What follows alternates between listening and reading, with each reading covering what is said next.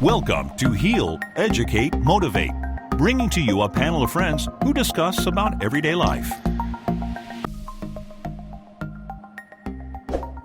Hello everyone, welcome to Heal, Educate, Motivate. It is Burmz. Hey! And I, Murakai, and Burmz again.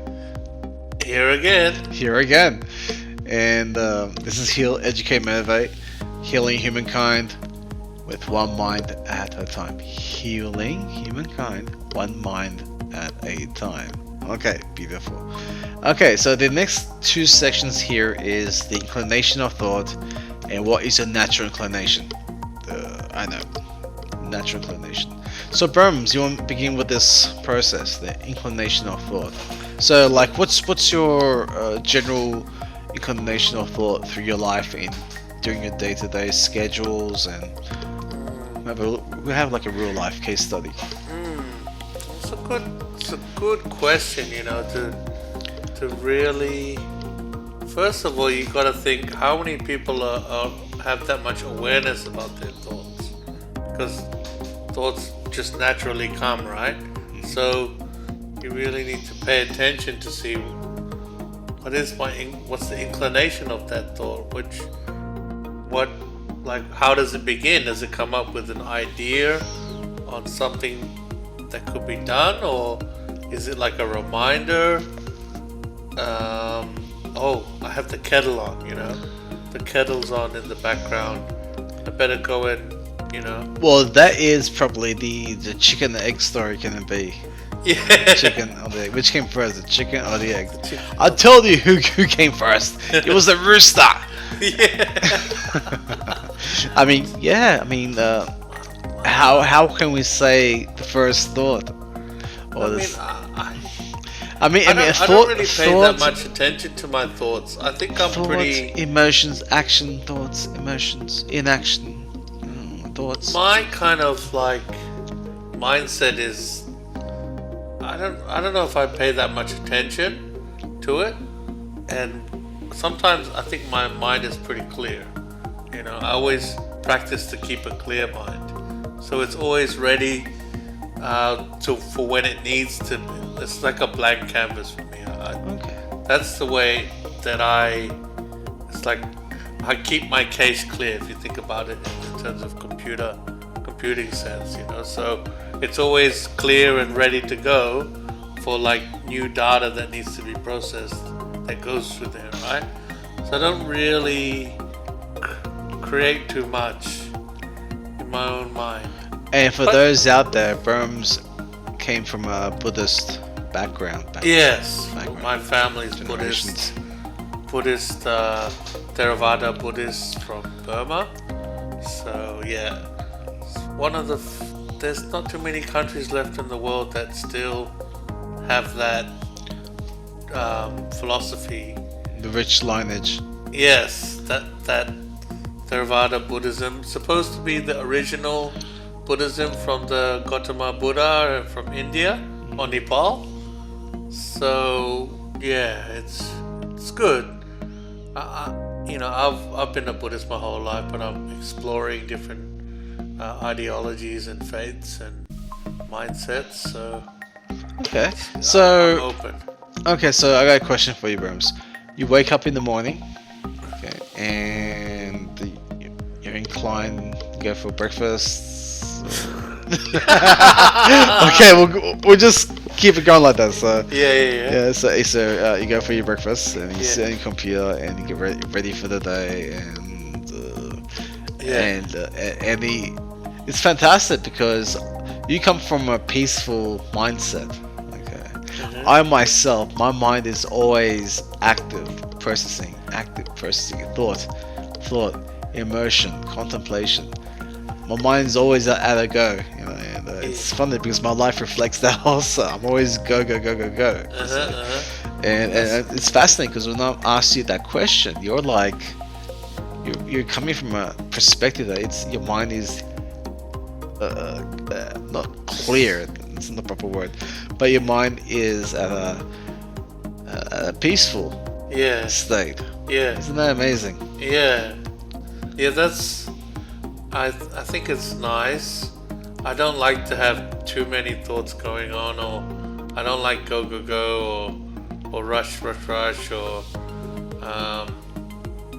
I really take my time with things in my mind, and probably in my depends. If an urgent situation comes up, then I'll be I'll be on the go go go too. But maybe that's just my inclination, is that I'm Yep, that's your just inclination. kind of not positive, not negative. Just It's a type of mindfulness. it's a mindfulness. It is a mindfulness, isn't it? That's amazing. Amazing. I do think that, like, a lot of the times now that it's winter, my first thoughts are like, it's freezing. It's like one of those movies. What do you think he's thinking about? He thinks it's cold. It is cold. Thank you there, genius. Yes. Or, I need to go to the toilet. Or I Wow. need to check my phone. Wow. See, has anybody called me? Have I missed calls? I'm very socially inclined. I like to see if anybody's communicated with me, or tried to communicate. So I just check to see if there's any Okay. news going on. So practically the inclination of thought. Okay, so I've heard Burm's case study. My personal case study is I wake up in the morning and I just quickly get ready to go to work. I'm in the car going, okay, get to work. Got to get to work. Then I'm at work. Then I'm reading a book. And then I'm doing my job. And then I'm watching a movie. I know. I do watch movies sometimes. Right?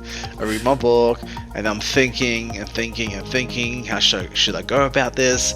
What am I learning? How can I apply that? Okay, work's finished. Go to the gym. I'm in the gym. Workout. Think. It's kind of like a 180 from me, Burmz. My mind is always at the go, and it's kind of funny because the inclination is the philosophy or the analogy which I use is the long hair, curly hair analogy. Do you know what No, does never that heard mean, of Burmz? No. Okay. Let's say you're growing up and you have straight hair and you really want curly hair, and those that have curly hair really want straight hair. Yes. That's the analogy: curly hair, straight hair. Yeah, analogy. that makes sense. Now I get it. Yeah. So that's kind of interesting because I'm looking It's like at the your. grass is always greener on the other side.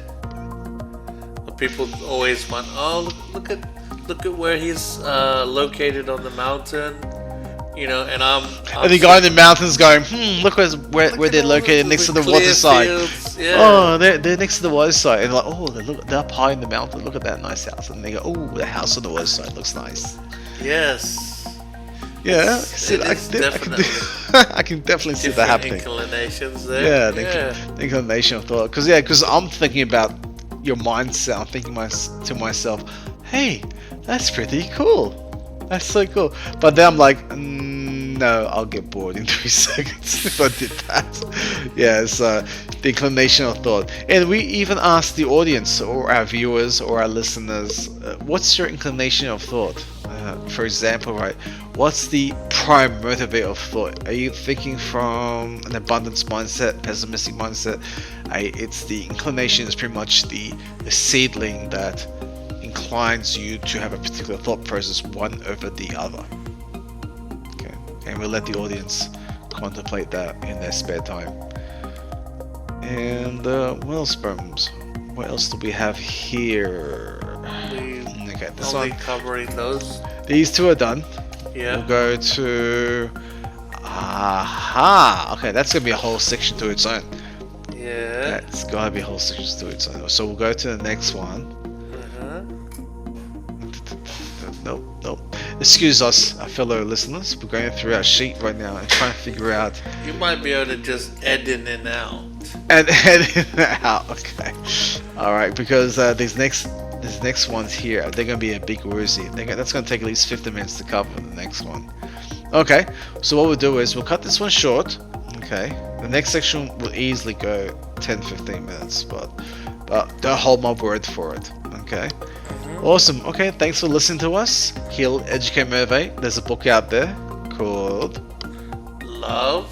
The Art of Love. The Art of Love. The Art of Love. The Art of Love. So Keys. simply beautiful. How could I forget? Yes, The Art of Love. Keys to Enlightenment. Did you forget? Remember, there was the 4-letter word. One of the world's most beautiful 4-letter word. Love. The Art of Love. Keys to Enlightenment by Yasha Feroz. And it has all these little tidbits about self-love. It's focusing on self-love, and it gives you a lot of recommendations in the book on how to go about the self-loving aspects of you. Because you are important. Everyone is important in their own natural way. But Thank you for listening. Please give us a thumbs up, subscribe, and comment your questions below. Stay tuned.